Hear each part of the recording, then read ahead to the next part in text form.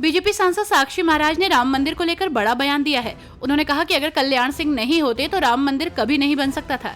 अगर बाबरी मस्जिद के विध्वंस के समय उन्होंने गोली चलाने की अनुमति दे दी होती तो आज राम मंदिर का सपना अधूरा रह जाता। आज जो राम मंदिर बना है वो उन्हीं की वजह से बन पाया है। साक्षी महाराज ने ये बात एटा में आयोजित पूर्व मुख्यमंत्री कल्याण सिंह की प्रतिमा का अनावरण करने के बाद कही। उत्तर प्रदेश पंचायत चुनाव यूपी विधानसभा 2027 का सेमीफाइनल माना जा रहा है। इसको लेकर इंडिया गठबंधन और एनडीए के दलों ने अपनी अपनी मंशा पहले ही स्पष्ट कर दी है। इस बीच समाजवादी पार्टी के विधायक और अपना दल की नेता पल्लवी पटेल ने भी पंचायत चुनाव को लेकर अपनी स्थिति स्पष्ट करते हुए कहा, हम अभी गठबंधन करने या ना करने पर विचार नहीं कर रहे हैं, लेकिन प्रथम चरण में 30 विधानसभा सीटों को लेकर हमने संगठन और ग्राउंड लेवल पर तैयारी शुरू कर दी है। बांके बिहारी मंदिर कॉरिडोर बनाने की तैयारी तेज हो गई है। यूपी सरकार ने ये साफ कर दिया है कि इस कॉरिडोर के निर्माण से मंदिर के सेवायतों के अधिकारों पर कोई आंच नहीं आएगी।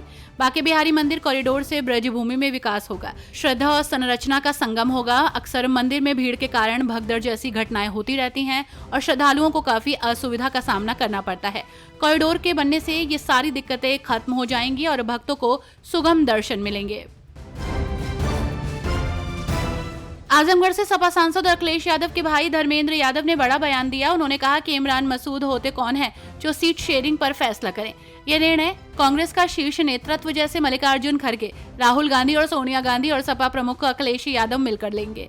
धर्मेंद्र ने यह भी कहा कि सपा कांग्रेस गठबंधन उत्तर प्रदेश में मजबूत है। 2027 में अखिलेश यादव के नेतृत्व में इंडिया गठबंधन बहुमत की सरकार बनाएगा।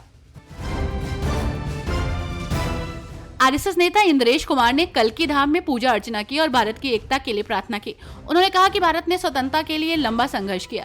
उन्होंने पिछली सरकारों की नीतियों की आलोचना की और कहा कि अब भारत विश्व का नेतृत्व करेगा, जबकि पाकिस्तान टूटने की कगार पर है और बांग्लादेश खुद को संभालने में असमर्थ है।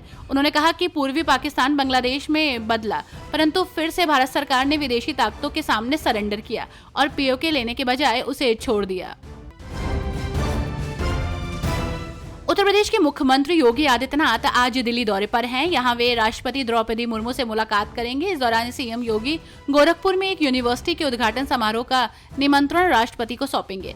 इस यूनिवर्सिटी का उद्घाटन 30 जून को प्रस्तावित है। सीएम योगी हिंडन एयरपोर्ट पर उतरकर सड़क मार्ग से दिल्ली जाएंगे।